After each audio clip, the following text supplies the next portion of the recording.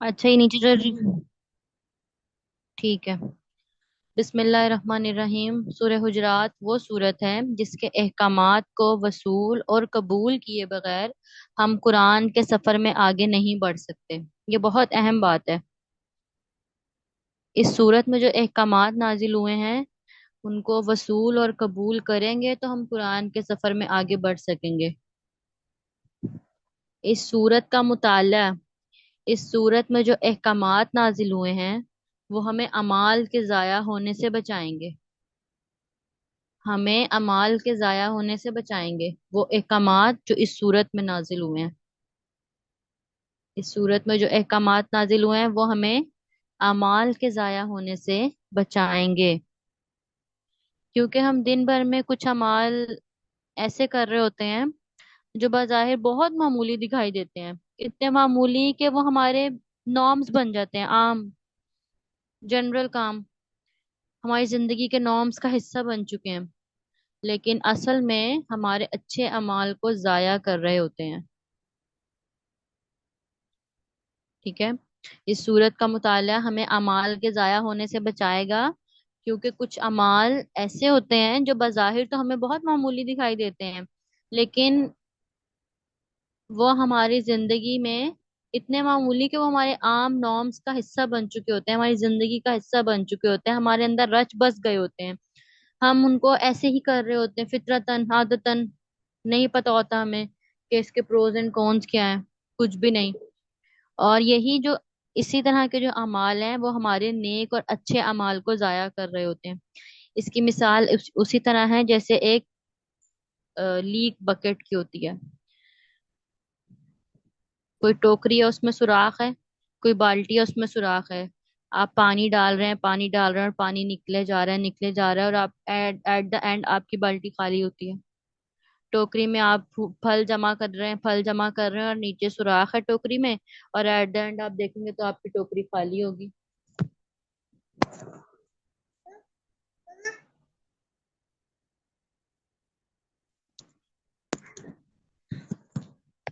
इन अमाल की मिसाल बिल्कुल इसी तरह है कि हम कुछ नेक अमाल कर रहे होते हैं, लेकिन कुछ बुरे अमाल की वजह से हमारे जो टोकरी है ना, अमाल नामा है जो हमारा, उसमें सुराख हो गया, एक छेद बन गया है। और उस छेद में से क्या हो रहा है कि हमारी नेकियां गिरती जा रही हैं, हमारी नेकियां जाया होती जा रही हैं। तो इस सूरत को सीख कर अमल करने के बाद जब हम मौत के बाद अल्लाह के हजूर पेश हों तो हमारे अमाल जाया ना हो चुके हों। इस सूरत को सीख कर अमल करना है, और इस अमल करने से ऐसा होगा कि जब हम मौत के बाद अल्लाह ताला के हजूर पेश होंगे तो हमारे सब अमाल जाया ना हो चुके हों, हम सिर्फ मेहनत करने वाले और थकने वाले ना बन जाएं। इस सूरत को सीखने का मकसद ये है, और इस सूरत को मुंतखब करने का मकसद भी यही है, ताकि जब हम अल्लाह के हजूर मौत के बाद पेश किए जाएं तो हमारे सब अमाल जाया ना हो चुके हों, और हम उन लोगों की फहरिस्त में ना हो कि जो सिर्फ मेहनत करने वाले और थकने वाले बन जाएं।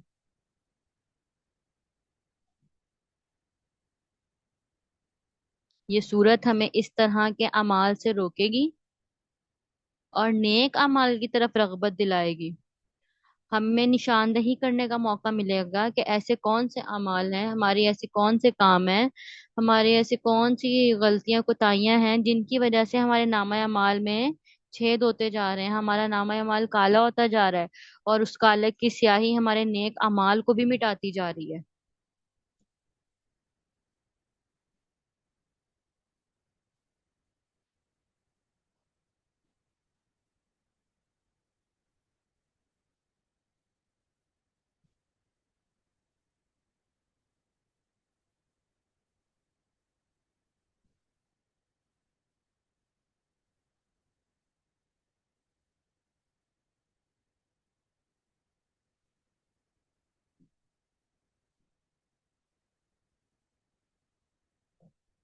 अच्छा जी। अब तक मैंने बताया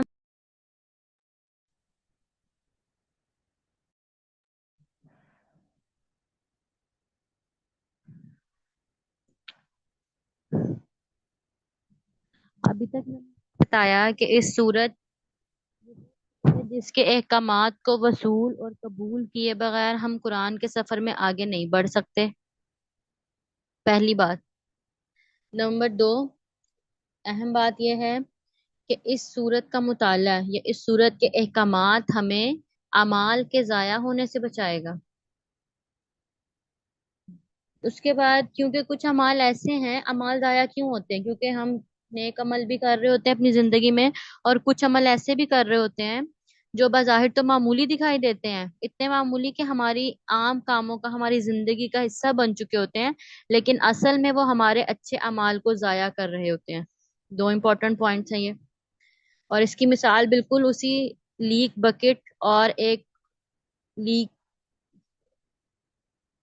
एक लीक बकेट की है, कि जिसमें अगर आप पानी डाल रहे हैं और मेहनत कर रहे हैं, पानी भर रहे हैं, पानी भर रहे हैं, और वो लीक है जिसकी वजह से पानी निकले जा रहा है, और एट द एंड हमारे पास कुछ भी नहीं रहता। ठीक है। और तीसरी बात, कि जब हम इस सूरत को सीख लेंगे और इसके अहकामात पर अमल कर लेंगे, जब हम मौत के बाद अल्लाह ताला के हजूर पेश होंगे तो हमारे सब अमाल जाया नहीं हो चुके होंगे। इस सूरत को सीख कर जब हम अमल करेंगे और हम मौत के बाद अल्लाह ताला के हजूर पेश हों तो हमारे सब अमाल जाया ना हो चुके हों, हम सिर्फ मेहनत करने वाले और थकने वाले ना बन जाएं।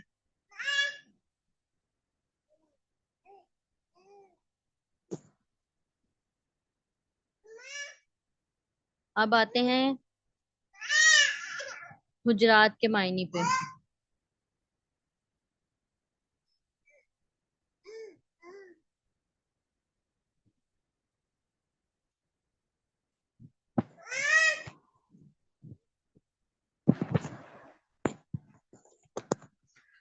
लफ्ज हुजरात, हुजरात जमा है हुजर की। हुजर कमरे को कहते हैं। मसलन आम जुबान में, ये तो आज सुबह से ही अपने हुजरे में बैठा है।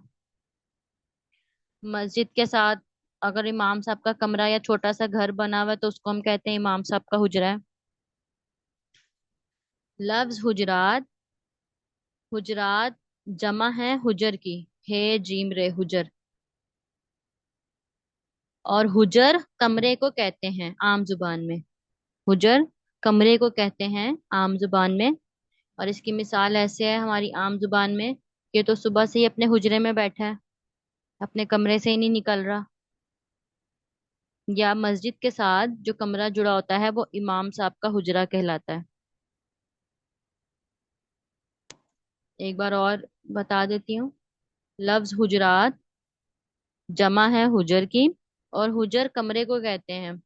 मसलन ये तो आज सुबह से अपने हुजरे में बैठा है, अपने कमरे से बाहर ही नहीं निकल रहा।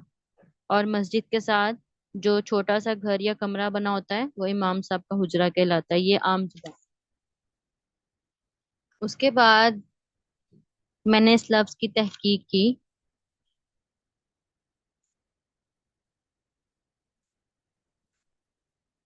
तो मुझे हुजरात के हुजर के बहुत सारे मायने मिले।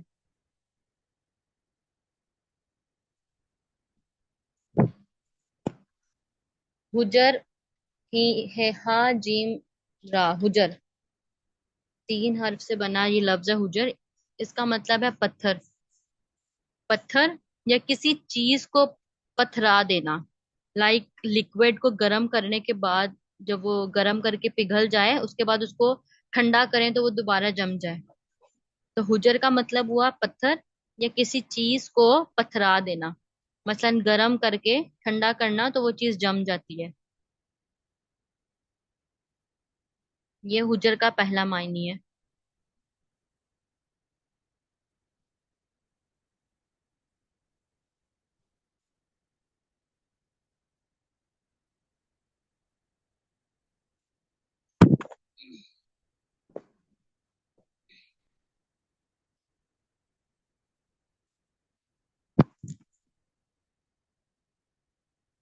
हुजर का दूसरा मतलब है पत्थर का घर।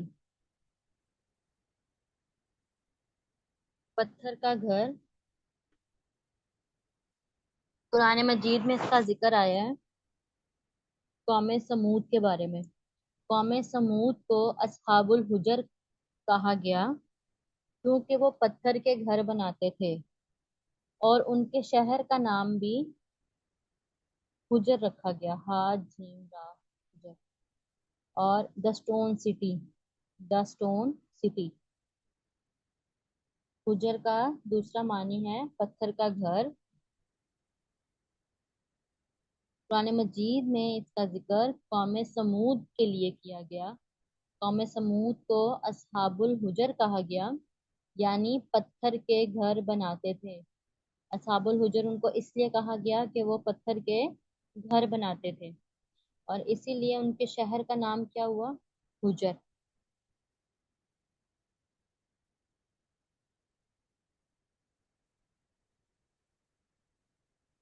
अच्छा, इस लफ्ज को हम हुजर भी प्रोनाउंस करते हैं और हजर भी। जब जमा का सीगा आता है तो ये हुजरात कहलाता है, हुजरा कहलाता है। ठीक है। और अगर हम सिर्फ इसकी लफ्जी तहकीक देखें तो हा जीम रा हाजारा, हुजर।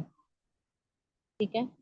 तीसरा मतलब है किसी चीज को खास तौर पर किसी काम के लिए मखसूस करना।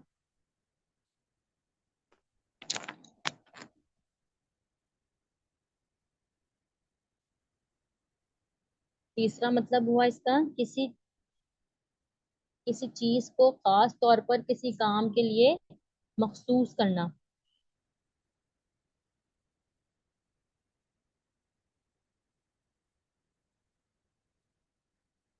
उसके बाद चौथा मतलब इसका ऐसा कमरा जो किसी काम के लिए मखसूस हो। जब इसके मतलब देख रहे हैं, इसके जितने भी मानी आ रहे हैं उन सब में जो एक थीम है ना, थीम सेम चलता आ रहा है। मतलब, और थीम में कंसिस्टेंसी है, और थीम भी कंसिस्टेंसी ही है। एक जगह, जमा हुआ, रुका हुआ, पथराव, मखसूस, ये थीम्स आ रहे हैं इसके। ऐसा कमरा जो किसी काम के लिए मखसूस हो। अच्छा, उसके बाद पांचवा मतलब इन दो मानियों को मिला के कि किसी चीज को खास तौर पर किसी काम के लिए मखसूस करना, और ऐसा कमरा जो किसी काम के लिए मखसूस हो। एक पांचवा मायने भी अखज किया जाता है, वो है खुद को किसी कमरे में महदूद कर देने को भी गुजर कहते हैं।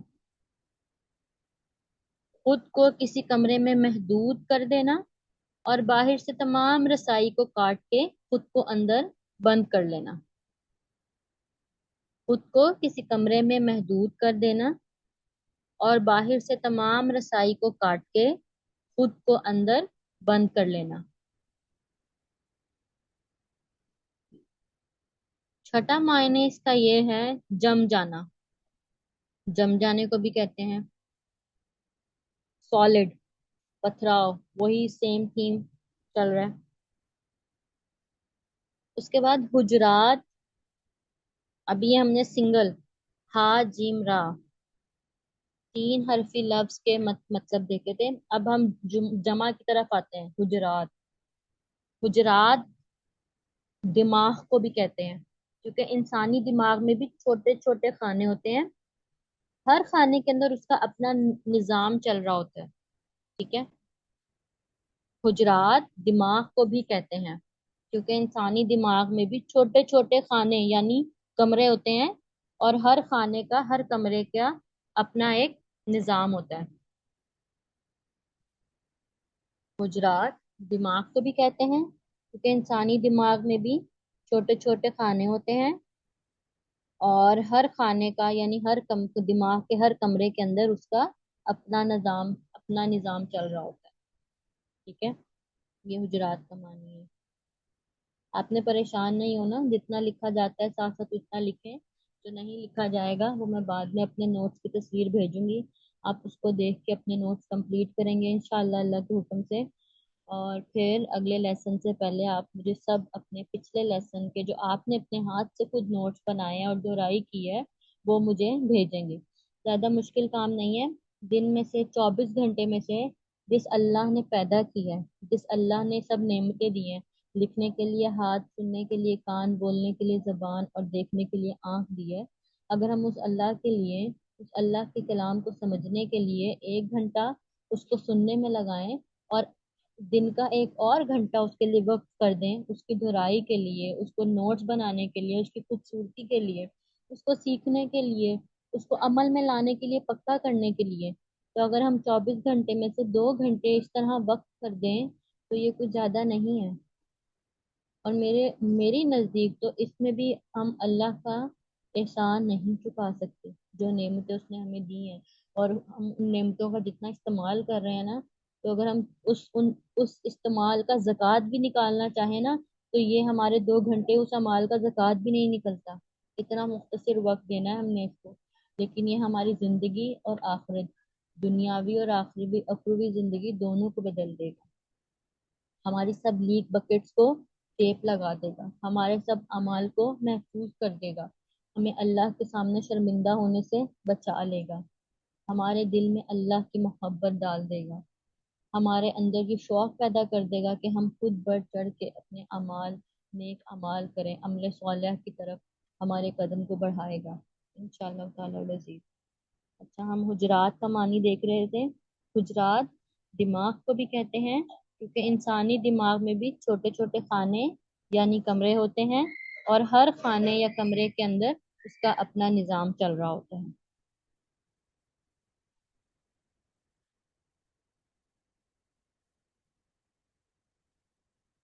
हुजरात का बेसिकली मानी क्या हुआ, इन सब मानी और मफहूम से हमने जो अखज़ किया, तो हुजरात का मतलब है बहुत सारे कमरे, जमा का सीगा है, जमा का सीगा है बहुत सारे कमरे, हुजरात। और बहुत सारे कमरों से मिलके क्या बनता है, एक घर। बहुत सारे कमरों से मिलकर क्या बनता है, एक घर बनता है। किसी बेडरूम होता है, लिविंग रूम होता है, बाथरूम होता है, किचन होता है, बहुत सारे कमरे, स्टोर रूम होता है, बहुत सारे मुख्तलिफ किस्म के कमरे मिलते हैं तो एक घर बनता है। और हर कमरे का एक अपना अलग काम है, हर कमरे के अलग आदाब है, वो हम सीखेंगे।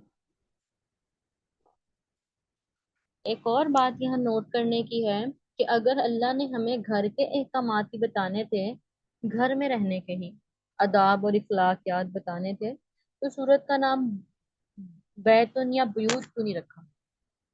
अरबी में घर को बैत कहते हैं, बे ये ते, बा या ता, बैतुन घर।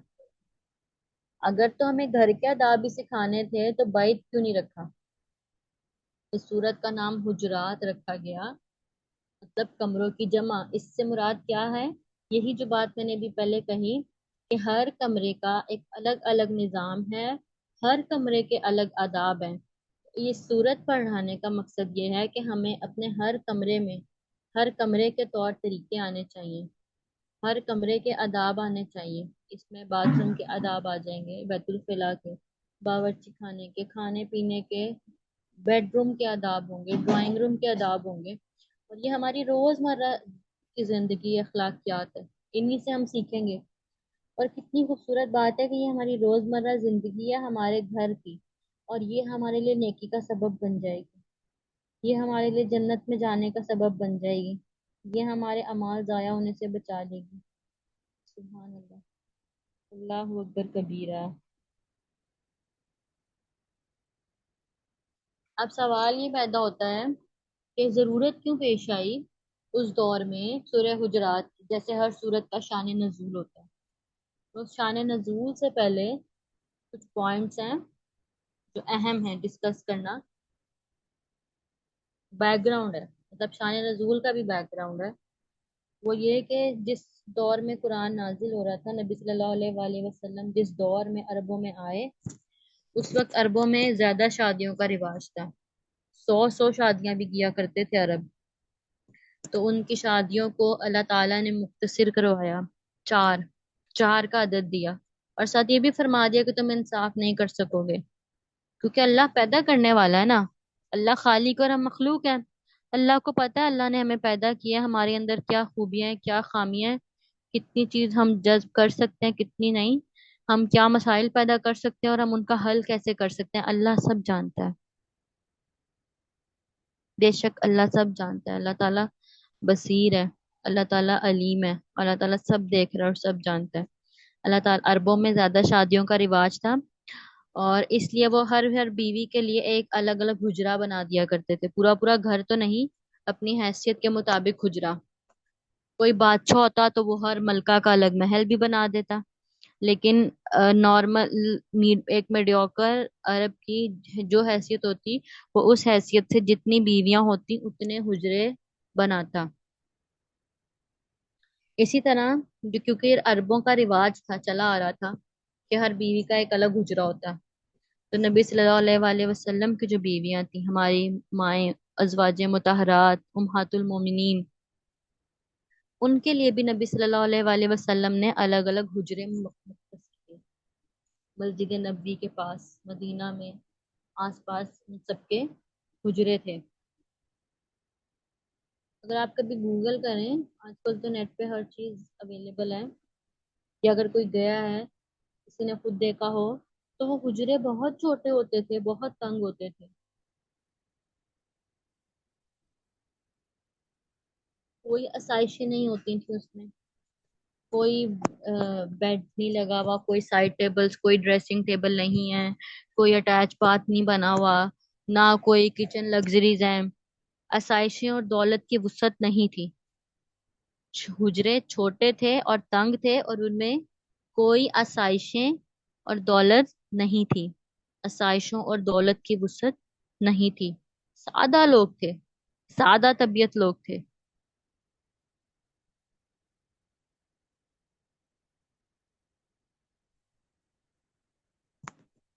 لیکن ان کی زندگی بہت بابرکت تھی۔ اگر ہم ان حجروں کو دیکھیں، تصویر دیکھیں کہ وہ کس طرح کے حجرے تھے، تو شاید ہم کبھی اس میں اپنی زندگی گزارنے کا تصور بھی نہ کریں کہ اتنی تنگی میں ہم کیسے رہیں گے۔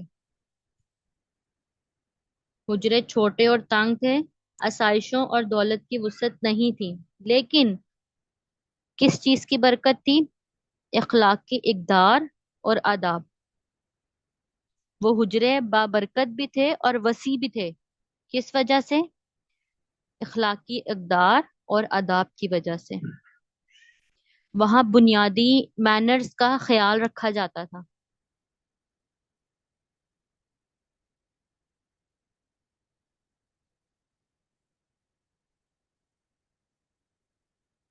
اخلاقی اقدار اور آداب کی وجہ سے وہ حجرے بابرکت اور وسیع ہوتے تھے، کیونکہ وہاں پر بنیادی مینرز کا، ایٹیکیٹس کا خیال رکھا جاتا تھا، اور یہی ایٹیکیٹس تھے ایک دوسرے کا خیال کرنا، ایک دوسرے کو رسپیکٹ دینا، عزت دینا، ایک دوسرے کے پوائنٹ آف ویو کو سمجھنا، اس سب کی وجہ سے ان گھروں میں سکون تھا۔ تو ہمیں اس سے یہ پتا چلا کہ ہمیں اپنے حجرات میں، ہمیں اپنے کمروں میں، ہمیں اپنے کمروں کے سے بنے ہوئے گھر میں اگر سکون چاہیے تو اس کی بنیاد کیا ہے؟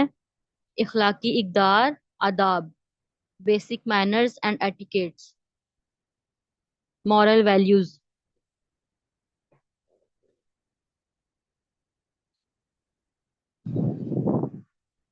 کیونکہ اللہ تعالیٰ نے جتنے بھی انسان کائنات کی پیدائش سے لے کے روز آخرت تک جتنے بھی انسان آئیں گے، اللہ تعالیٰ نے ان سب کو الگ بنایا، ایون ہمارے تھم پرنٹ کی لائنز تک نہیں ملتی، ہم سب یہ بات جانتے ہیں۔ اس وقت دنیا میں اربوں خربوں انسان زندہ ہیں، لیکن کسی کی لائنز، تھم پرنٹ کی لائنز تک میچ نہیں کرتی، تو ہماری عادات، ہماری بول چال، ہمارا لہجہ، ہماری سمجھ بوجھ، ہمارے فیصلے کرنے کے طریقے، یہ سب ایک جیسے کیسے ہو سکتے ہیں؟ ایک جیسے نہیں ہوتے۔ اللہ تعالیٰ نے یہ بھی سب کو مختلف عطا کی ہے، ویرائٹی ہے، بہت ویرائٹی ہے۔ تو جب ایک گھر میں، حجرات سے بنے گھر میں لوگ رہ رہے ہوں جن کی سمجھ بھی الگ ہو، جن کی قابلیت بھی الگ ہو، جن کی خصوصیات بھی الگ ہو، جن کا ظاہر بھی الگ ہو، ظاہر باطن دونوں ہی الگ ہوں، ذہن الگ ہو۔ بیسک تین چیزیں: ظاہر، باطن اور ذہن۔ ظاہر، باطن اور ذہن، ذہن تصور۔ ہر انسان کی یہ تینوں چیزیں الگ ہوتی ہیں، کوئی انسان ایسا نہیں ہے کہ جس کی یہ تینوں چیزیں مل جائیں: ظاہر، باطن اور ذہنی صلاحیت۔ ذہنی صلاحیت سب کی الگ ہوتی ہے۔ تو جہاں پہ ویرائٹی آتی ہے نا، وہاں اختلاف آتا ہے۔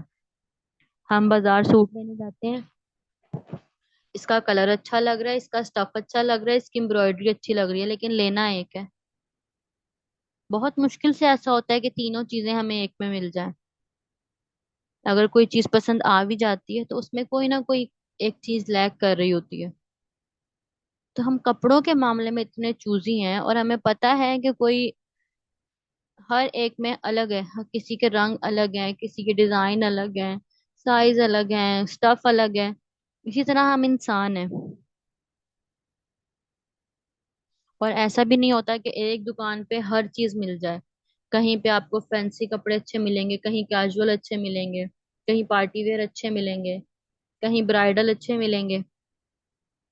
تو ہر گھر میں اسی طرح کسی کی سوچ اچھی ہوتی ہے، کسی کی سوچ جھگڑالو ہوتی ہے، یا کسی کی سوچ مختلف ہوتی ہے، سوچ کا ڈیزائن مختلف ہوتا ہے، سٹائل ڈفرینٹ ہوتا ہے، جس کی وجہ سے اختلاف پیدا ہونے کا خدشہ ہوتا ہے۔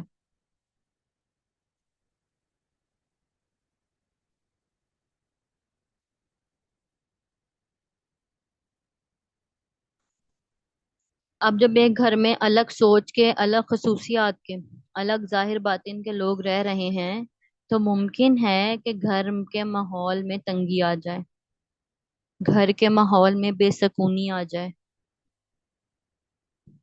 عام گھریلو مسائل کی وجہ سے۔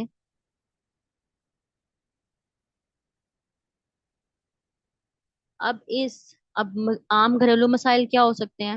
اب ہمارے دن بھر کے مسئلے یہ تو ہے نہیں کہ بھئی میں مارس پہ نہیں پہنچ پا رہا، اسی دنیا کے ہیں نا۔ دنیا بھی کیا، ہمارے گھر کے اندر کے ہیں۔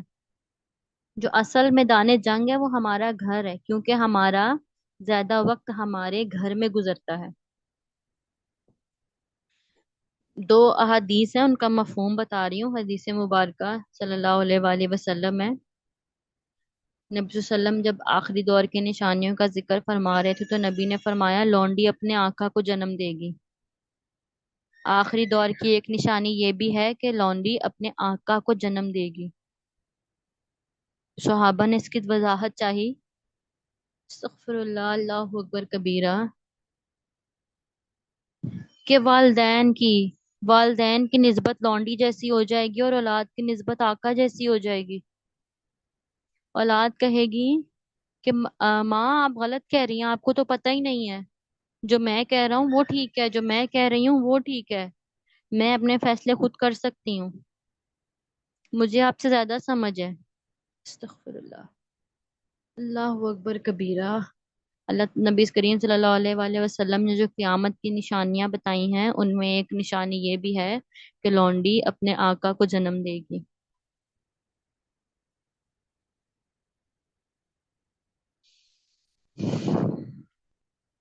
لمحہ فکری ہے یہ، کہ اولاد حاکم ہوگی اور والدین محکوم ہوں گے۔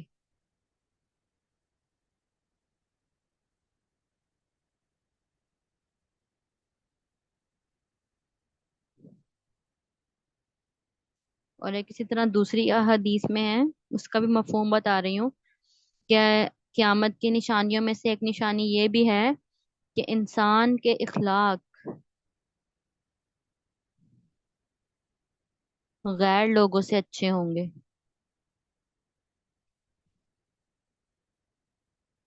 اور اگر ہم اپنے آج کل سوسائٹی پر نظر دوڑائیں تو یہی دو باتیں نظر آئیں گی: لونڈی اپنے آقا کو جنم دے گی، اور انسان کے اخلاق غیروں سے اچھے ہوں گے۔ گھر والوں کے بجائے غیروں سے اچھے ہوں گے. اللہ اکبر کبیرہ. اور یہی مسائل ہیں. اولاد نافرمان ہے، بہن بھائی کے آپس کے جھگڑے ہو رہے ہیں، میاں بیوی کے جھگڑے ہیں، ساس بہو کی نہیں بن رہی، ان میں اختلاف ہو رہا ہے. دیورانی جٹھانی کے مسائل ہیں، ان کی آپس میں نہیں بن رہی، ان میں اختلاف ہو رہا ہے. دونوں کی سوچ نہیں ملتی. نند بھابھی کی لڑائی جھگڑے، سوچ نہیں ملتی. چھوٹے بڑے کا احترام ختم ہو گیا ہے. والدین کا موڈ خراب ہے، یا گھر میں کوئی بیمار ہے تو اس کی وجہ سے کوئی مسائل بنے ہوئے ہیں، یا گھر میں کوئی ایک فتنہ پرور شخص ہے، کسی کو طنز کرنے کی عادت ہے، تو وہ ہر خوشی کے موقع پہ اپنی زبان سے طنز کر کے ہر خوشی کا مزہ بد مزہ کر دیتا ہے ہر خوشی کو. کسی کو تنقید کی عادت ہے تو وہ بلا وجہ ہر ایک پہ طنز و طعنہ کرتا رہے گا، دوسروں کو نشانہ بناتا رہے گا. یہ ہیں عام گھریلو مسائل.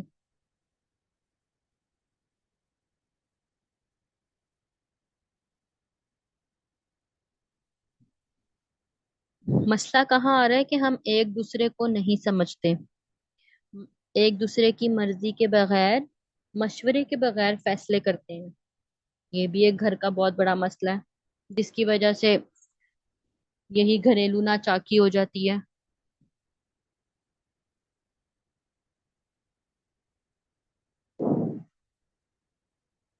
ایک دوسرے کو نہ سمجھنا، مشورہ نہ کرنا، مرضی کے بغیر فیصلے کرنا. حدیث مبارکہ صلی اللہ علیہ وآلہ وسلم میں آتا ہے کہ مشورے میں برکت ہے. شورا قائم کرو. شین آئین ری الف را شورا، سوری شین واو رے چھوٹی ہے کھڑی زبر کے ساتھ، شین واو رے کھڑی زبر کے ساتھ شورا قائم کرو. مشورے میں برکت ہے. شورا مطلب مشورہ کرنا، مل بیٹھ کے مشورہ کرنا، اس میں اللہ تعالیٰ نے برکت ڈالی ہے. جو کام سب کے مشورے سے، آپس کی باہمی رضامندی سے کیا جاتا ہے، اس میں اختلافات کم ہوتے ہیں، لڑائی جھگڑے کم ہوتے ہیں، فتنہ کم ہوتا ہے. تو ایک وجہ جو ہمیں پتہ چلی وہ کیا ہے؟ دو وجہ: ایک دوسرے کو نہ سمجھنا، اور مشورے اور مرضی کے بغیر فیصلے کرنا.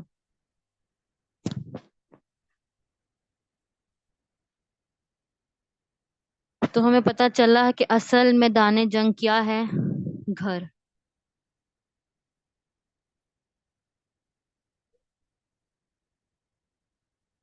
اصل میدان جنگ کیا ہے ہمارے لیے؟ ہمارا اپنا گھر.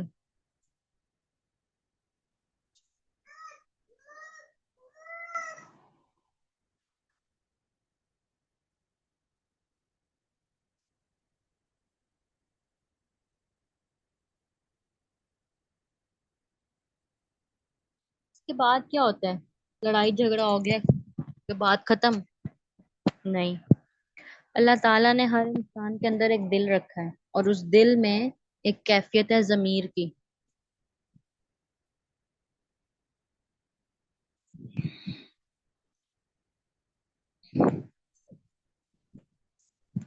آپ سب نے ہر نماز کے بعد میرے لیے دعا کرنی ہے. 2 ہفتے سے میرے پاؤں میں درد تھا، اور اب پلاسٹر ہوا ہوا ہے، جس کی وجہ سے مجھے بیٹھنے میں بہت تکلیف ہے. کل بھی اور آج بھی اس لیکچر کے لیے خود مطالعہ کرنا، لکھنا، نوٹس بنانا، کافی دیر مجھے بیٹھنا پڑا ہے، کل بھی اور آج بھی.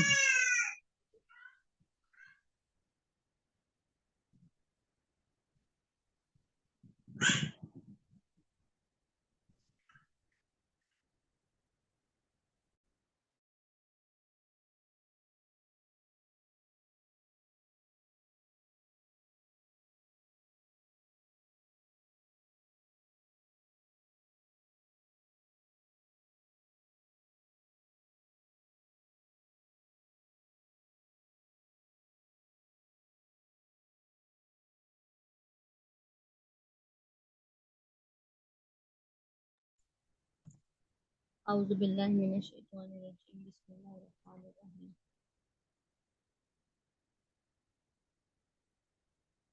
اب ان لڑائی جو دعا کا کہہ رہی تھی، میں آپ کو دعاؤں میں یاد رکھیے. رکھیے گا کہ میں وہ میری ٹانگ پہ پلاسٹر ہوا ہوا ہے، جس کی وجہ سے مجھے اٹھنے بیٹھنے میں تکلیف ہے، لیکن اللہ قبول فرمائے جو کوشش میں کر رہی ہوں۔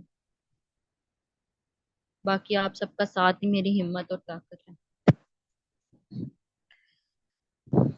اور ان لڑائی جھگڑوں کے بعد کیا ہوتا ہے اکثر؟ جو بھی گھریلو مسائل ہیں، پچھتاوا، کیونکہ اللہ نے ہر انسان کے جسم میں ایک دل رکھا ہے، اور اس دل میں ایک ضمیر کی کیفیت ڈالی ہے، اور ایک دماغ دیا ہے، اور اس دماغ میں بھی ایک صلاحیت رکھی ہے اچھا اور برا پہچاننے کی، جس کی وجہ سے ہمارا ضمیر اور دماغ، جب دماغ سوچتا ہے کہ اچھا یہ غلط ہو گیا، یہ صحیح ہو گیا، اور جب ضمیر جھنجھوڑتا ہے کہ یہ غلط کر دیا ہے، لڑائی نہیں کرنی چاہیے تھی، جھگڑا نہیں کرنا چاہیے تھا، غصہ نہیں کرنا چاہیے تھا، پھر پچھتاوا ہوتا ہے۔ تو ہمیں پتہ چلا کہ گھریلو مسائل ہوتے ہیں، گھریلو مسائل میں جھگڑے اور لڑائیاں بھی ہوتی ہیں، لیکن اس لڑائی کے بعد پچھتاوا ہوتا ہے۔ غصے میں بے قابو ہو کر ہم ایسے الفاظ کہہ دیتے ہیں کہ جس سے بعد میں ہمیں خود شرمندگی ہے۔ غصے میں بے قابو ہو کر ایسے الفاظ بھی کہہ دیتے ہیں کہ جس سے ہمیں بعد میں خود شرمندگی محسوس ہوتی ہے۔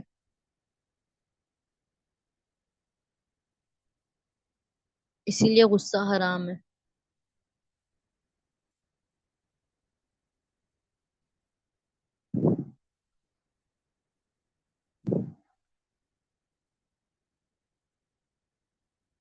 کوئی باہر کا شخص اگر تعریف کر دے کسی گھر فیملی ممبر کی، تو ہم گھر والے اس کا مذاق اڑاتے ہیں، اصلیت تو ہمیں پتہ ہے، سارا دن تو ہم وقت گزارتے ہیں، ہم جانتے ہیں یہ کیسا ہے، آپ لوگوں کے سامنے اچھا بنا ہوا ہے، بلا بلا وغیرہ وغیرہ، اس طرح کی باتیں ہوتی ہیں۔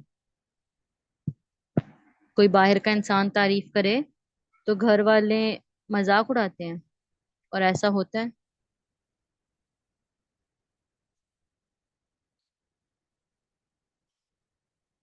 کسی نے راز رکھنے کو کہا، ہم نے آگے بتا دیا، کسی نے راز رکھنے کو کہا اور ہم نے آگے بتا دیا۔ اگر ہم دیکھیں اس سب میں جو بھی مسائل ہیں ہمارے، ان سب میں وجہ کیا بن رہی ہے؟ زبان۔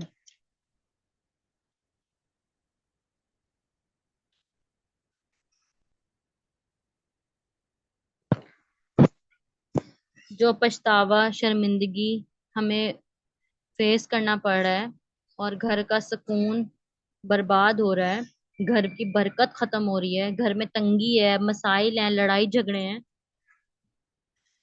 اس کے پیچھے کیا ہے؟ زبان کی لذت۔ زبان۔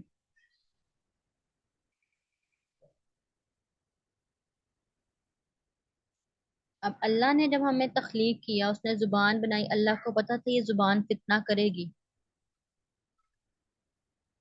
انسان کی مثال ایک مشینری کی سی ہے، تو اللہ کو پتا تھا اس مشینری کا یہ پارٹ مسئلہ کرے گا، تو اللہ نے ساتھ ایک مینول، ایک گائیڈ بھی دے دی، گائیڈ بک بھی دے دی، جیسے ہر مشینری کے ڈبے کے اندر ایک گائیڈ بک ہوتی ہے کہ اس کو استعمال کیسے کرنا ہے۔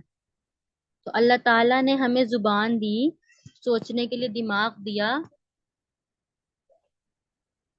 اور محسوس کرنے کے لیے دل دیا، اور ساتھ ایک مینول بھی دے دیا، ایک گائیڈ بک دے دی، جو ہمیں گائیڈ کرے گا کہ ہم نے ان سب چیزوں کو استعمال کیسے کرنا ہے، اپنی اس مشینری کو ہم نے چلانا کیسے ہے۔ ٹھیک ہے؟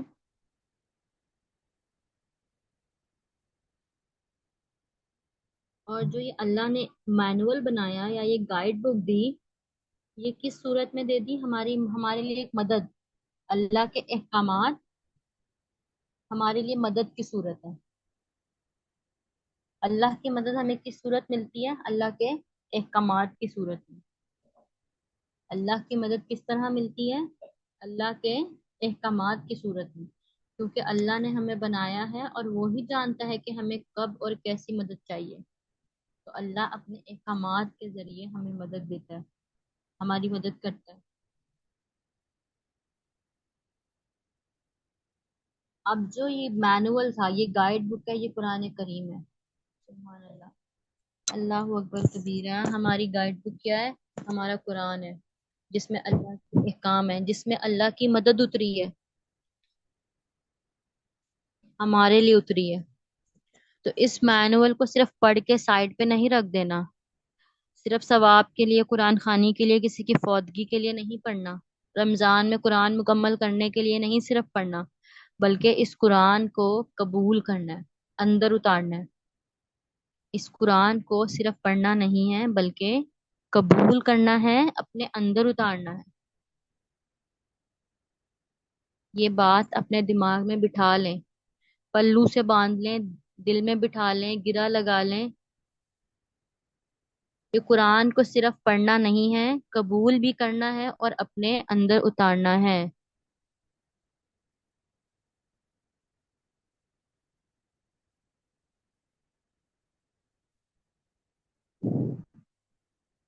जो अल्लाह के बंदे होते हैं ना, रहमान के बंदों की पहचान है कि वो अल्लाह के हुक्म के आगे सर झुकाते हैं। तो हम अल्लाह के बंदे हैं और हमें अल्लाह के बंदों की तरह अल्लाह के हुक्म के आगे सर झुकाना है। अल्लाह के बंदों की तरह हमें अल्लाह के हुक्म के आगे सर झुकाना है। और ये ही इस्लाम का मतलब है। बात पिक कर रहे हैं आप? बात समझ रहे हैं कि अल्लाह ने हमें एक मैनुअल दे दिया, एक गाइड बुक दे दी। अब उस गाइड बुक को हमने पढ़ना है। बुशरा ने जैसे बोला, इंटरनलाइज करना है, हमने अपने अंदर उतारना है, उस बुक को हमने कबूल करना है, एक्सेप्ट करना है।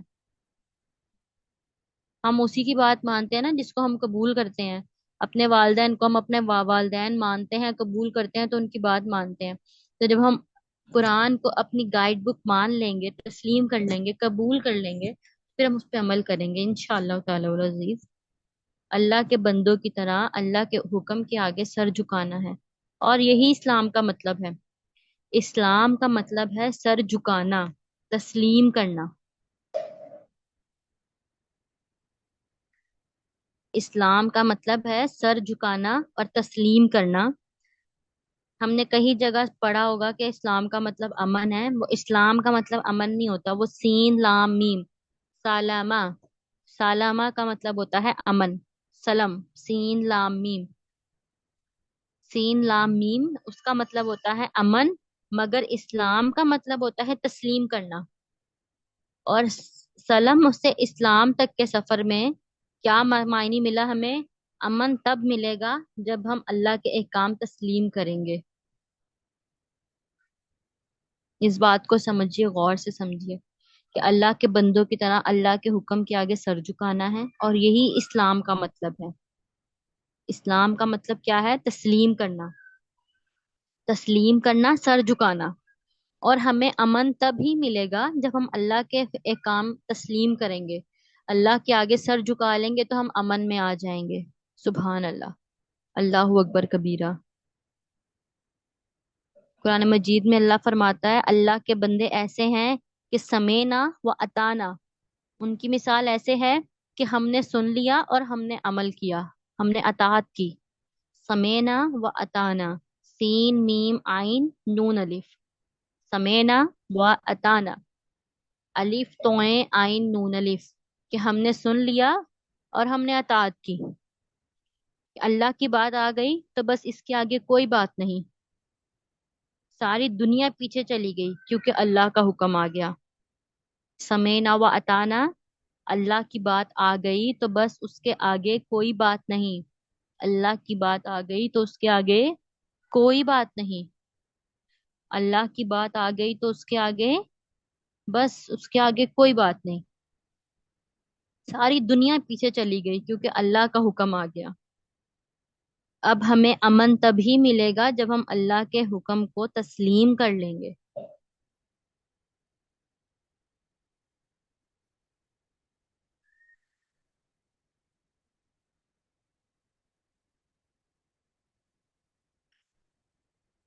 अल्लाह अकबर कबीरा। सूरह हुजरात पारा नंबर 26 में है, और इसका सूरत का नंबर 49 है। کی آیات کل 18 آیات ہیں اور 2 رکوع ہیں، اور اس کا نزول مدنی ہے۔ احکامات سے پتہ چل رہا ہے کہ یہ کون سی صورت ہے، مدنی صورت ہے، ہجرت کے بعد کی صورت ہے۔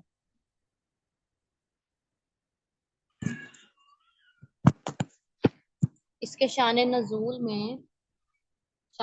لکھوانے لگی ہوں۔ اس کے شان نزول میں 6 واقعات لکھے گئے ہیں، جن میں سے 2 اہم ہیں، اور وہ جو 2 اہم ہیں وہ بہت بات سکھاتے ہیں، بہت بڑی بات سکھاتے ہیں۔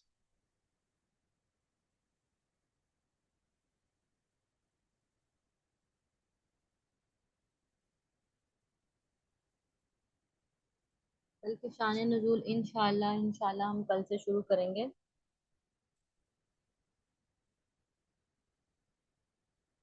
ابھی تک ہم نے کیا پڑھا وہ ایک دفعہ میں ریوائز کر دیتی ہوں، کوئک ریوائنڈ کر لیتی ہوں۔ سب سے پہلے ہم نے پڑھا کہ اس صورت کے جو احکام ہیں ان پہ ہم عمل کریں گے تو ہمارے اعمال ضائع ہونے سے بچ جائیں گے۔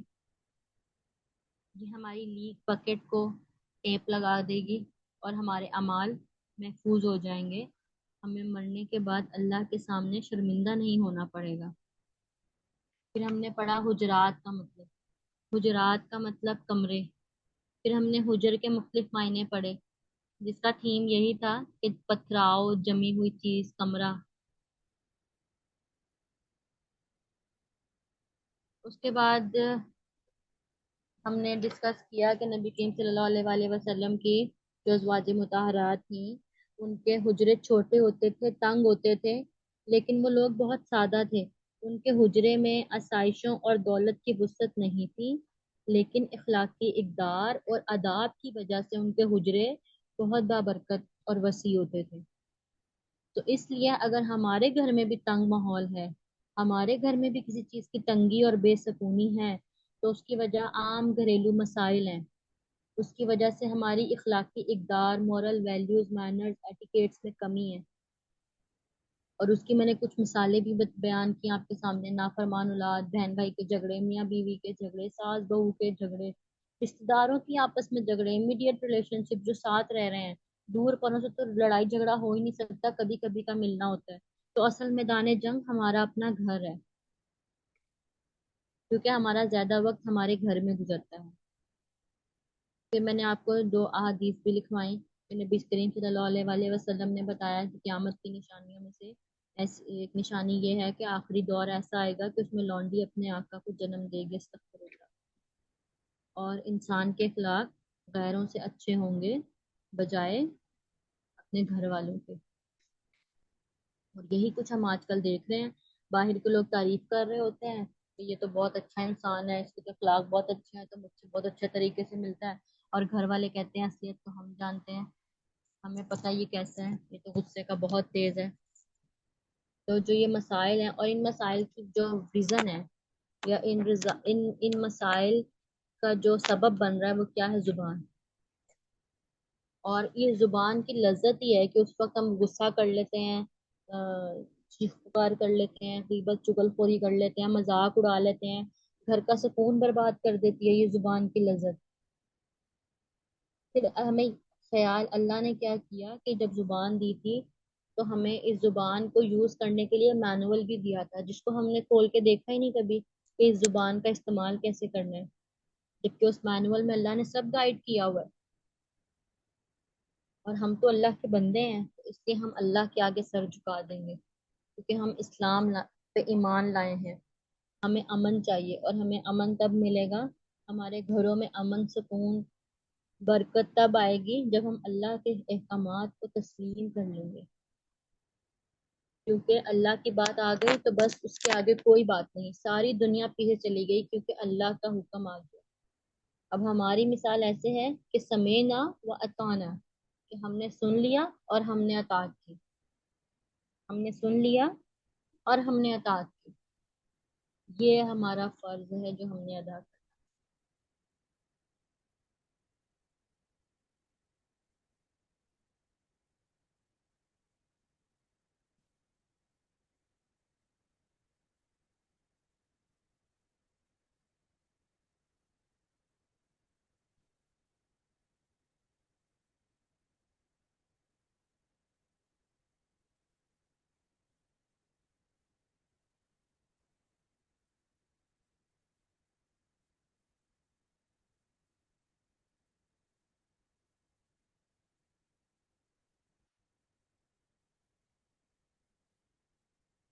اللہ اکبر کبیرہ.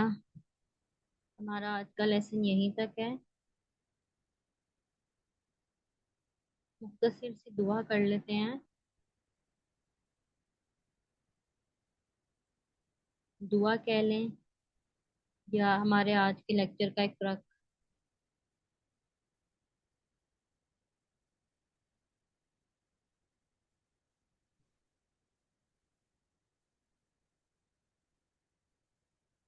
بسم اللہ الرحمن الرحیم. اللہم صلی علی محمد وعلی آل محمد کما صلیت علی ابراہیم وعلی آل ابراہیم انک حمید مجید. اللہم بارک علی محمد وعلی آل محمد کما بارکت علی ابراہیم وعلی آل ابراہیم انک حمید مجید.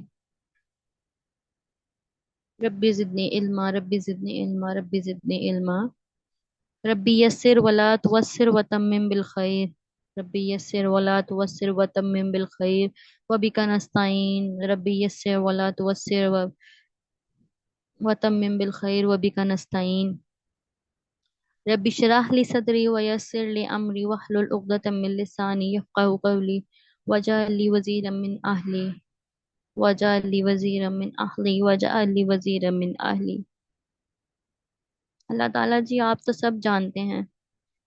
ہم نے آج پڑھا کہ سمعنا و اطعنا، ہم نے سن لیا اور ہم نے اطاعت کی. اللہ تعالیٰ جی ہمیں ایسا بنا دینا، بالکل ایسا ہی بنا دینا کہ ہم نے سن لیا اور ہم نے اطاعت کرنی ہے. ہم نے سن لیا اور ہم نے واقعی ہی اطاعت کرنی ہے. اللہ تعالیٰ جی ہم سب جانتے ہیں، اللہ تعالیٰ آپ بھی سب جانتے ہیں کہ سورہ حجرات کے جو بھی احکامات ہیں ہمارے لیے کوئی نئے نہیں ہیں، کوئی انسنی باتیں نہیں ہیں. ساری عمر ہم اسکول کالج میں مدرسوں میں لیکچرز میں بڑوں سے یہ باتیں سنتے آئے ہیں، لیکن اللہ تعالیٰ جی ہمارے دلوں پہ اثر نہیں کی. اللہ تعالیٰ جی اب ہمیں ایسا بنا لے، ایسا بنا دے ہمیں کہ یہ جو بھی احکامات ہم پڑھیں ہمارا دل اس کو قبول کرے. ایسے پکے انداز میں ان کو دل میں بٹھا لیں کہ پھر زبان کی لذت، کسی انسان کی خوشنودی، کوئی شے ہمیں اس سے ہٹا نہ سکے. یہ ساری کائنات بھی اگر اس کوشش میں لگ جائے کہ ہم ان احکامات کی پیروی نہ کریں تو یہ سب کی سب طاقت دھری کی دھری رہ جائے. ایسا سچا پکا قبول کر لیں اللہ تعالیٰ جی، ہم ایسی سچی پکی اطاعت کرنے والا بنا دے ہمیں. اللہ تعالیٰ جی اس دفعہ ہم ان احکامات کو ایسے پڑھیں گے کہ جیسے پہلی دفعہ پڑھنے جا رہے ہیں. اللہ تعالیٰ جی پھر جو ہوا سو ہوا. ہم نے آج تک جتنی غیبت کی، چغل خوری کی، جتنے طنز کیے، جتنے زبان کے گناہ کیے، وہ سب ایک طرف. اللہ تعالیٰ تو معاف کرنے والا ہے، تو غفور ہے، تو رحیم ہے. اب ایسا نہیں ہوگا اللہ تعالیٰ، ہمیں معاف فرما دینا اللہ تعالیٰ. اب ہم ایسا نہیں کریں گے. ہم اب اس زبان کی غلامی سے نکلیں گے اللہ تعالیٰ جی، ہمیں اس زبان کی غلامی سے نکال دینا. ان گناہوں کو ہم اندر باہر سے جانیں گے اللہ تعالیٰ. ان گناہوں کی گہرائیوں میں جائیں گے، ان کی لذت کو بے نقاب کریں گے اللہ تعالیٰ. یہ مشکل نہیں ہے اللہ تعالیٰ، بے شک مشکل میں مشکل کے ساتھ آسانی ہے.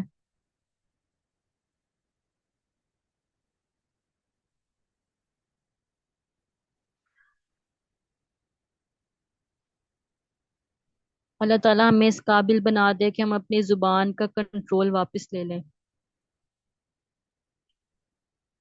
ان قرآن کے الفاظ کو ہمارے لیے اتنا آسان بنا دیں، اتنا آسان بنا دیں کہ یہ ہمارے دل میں اتر جائیں.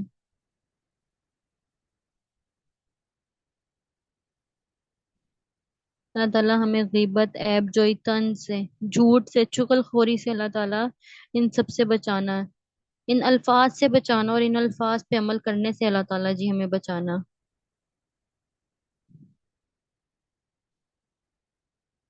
اللہ تعالیٰ جی ہم نے ابھی تک جو کچھ پڑھا لکھا، جو کچھ سمجھا سنا، اس سب کو اپنی بارگاہ پاک میں قبول و منظور فرمانا. ہمارا بیٹھنا لکھنا سب اپنی بارگاہ پاک میں قبول و منظور فرمانا.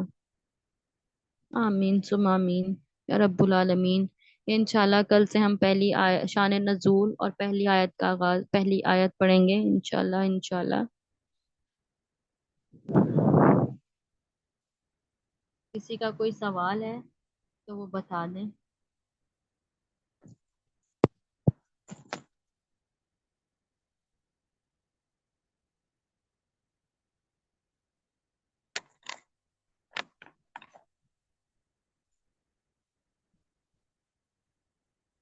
آج کے لیکچرز میں گروپ میں بھیج دوں گی، واٹس ایپ گروپ میں پکچر. اس کے علاوہ اگر کسی نے کوئی سوال کرنا ہے ٹائمنگ کے لحاظ سے یا کسی بھی لحاظ سے، تو آپ مجھ سے پرسنلی بھی بات کر سکتے ہیں اور گروپ میں بھی کر سکتے ہیں.